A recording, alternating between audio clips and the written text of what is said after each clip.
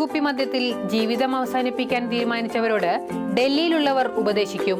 ആ മദ്യവുമായി പുരാന കിലയിലെ ഭൈരവ് ബാബയെ കണ്ടോളാൻ, ആഗ്രഹം മനസ്സുരുകി പ്രാർത്ഥിക്കാൻ. എല്ലാ പ്രശ്നങ്ങളും അവസാനിക്കും.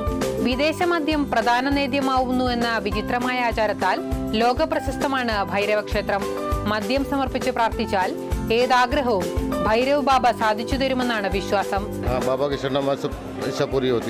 आगे जो मांगा है अभी भी पूरा हुआ है और यहाँ आना में बहुत अच्छा लगता है मंदिर में.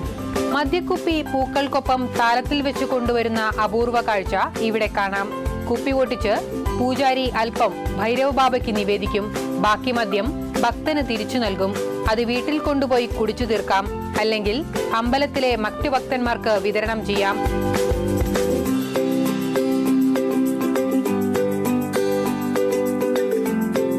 ഇങ്ങനെ വിതരണം ചെയ്യുന്ന മദ്യം കിട്ടാനായി ഗ്ലാസുമായി നിരവധി ആളുകളാണ് അമ്പലത്തിന്റെ നടയിൽ കാത്തുനിൽക്കുന്നത്. ഭൈരവസ്വാമിയുടെ പ്രസാദമെന്ന് പറഞ്ഞ് വെള്ളം പോലും ചേർക്കാതെ അപ്പോൾ തന്നെ മദ്യം അകത്താക്കും.